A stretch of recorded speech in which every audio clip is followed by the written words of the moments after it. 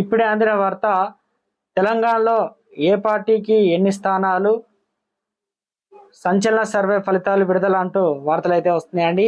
దీనికి సంబంధించి వివరాలు చెప్పడానికి వీడియో చేయడం జరుగుతుంది. చాలా మంది వీడియోస్తున్నారు కానీ సబ్స్క్రైబ్ చేయడం మర్చిపోతున్నారు. దయచేసి ఛానల్ సబ్స్క్రైబ్ చేసుకొని బెల్ ఐకాన్ ఆల్ పై ట్యాప్ చేయండి. ఇటువంటి ఇంపార్టెంట్ ఇన్ఫర్మేషన్ మిస్ అవ్వకుండా మీ ఫోన్ నోటిఫికేషన్ వస్తుందండి. చాలా మంది చూస్తున్నారు కానీ లైక్ చేయడం లేదు. దయచేసి లైక్ చేయండి. ఇన్ఫర్మేషన్ అందరూ రీచ్ చేసిన తర్వాత వేదిక ఏదైనా తన మార్క్ పంచ్ డైలాగులతో మల్లారెడ్డి నవ్వులు పూయిస్తారు. ఇక డీజే టిల్లి పాట పెడితే చిన్న పిల్లల అదిరిపోయే స్టెప్పులు వేసి ఆకట్టుకుంటారు. అయితే పార్లమెంట్ ఎన్నికల వేళ ప్రముఖ సంస్థలు తమ సర్వే రిపోర్ట్ను వెల్లడిస్తున్న సమయంలో మల్లారెడ్డి తన షాకింగ్ ప్రొడక్షన్ బయటపెట్టారు.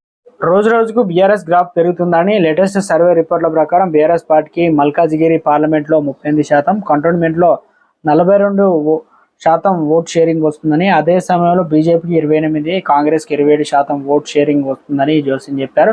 ఇక కాంగ్రెస్ థర్డ్ ప్లేస్లో అని మల్లారెడ్డి నవ్వుతూ చెప్పారు. రోజు రోజుకు బీఆర్ఎస్ గ్రాఫ్ పెరుగుతుందని, మొత్తానికి ఈ రకంగా సర్వేల ప్రకారం అంటూ ఈ రకంగా చెప్పారు. మరి నిజంగానే సర్వేలు పెరుగుతుందా, కావాలని ఈ రకంగా చెప్పారనేది మొత్తానికి కాంగ్రెస్ అంటుంది.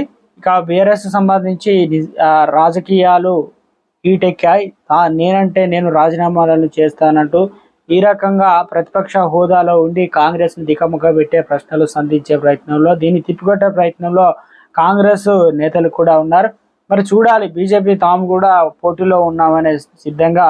ఇక ఇవన్నీ కూడా ఎమ్మెల్సీ కవితను అరెస్ట్ చేయడం ఇవన్నీ కూడా బీజేపీ కలిసి వస్తుందా, మరి ఎవరికి ఎన్ని సీట్లు వస్తాయనేది మరికొన్ని రోజుల్లో మనకు వెయిట్ చేయాల్సిందంటున్నారు రాజకీయ నిపుణులు.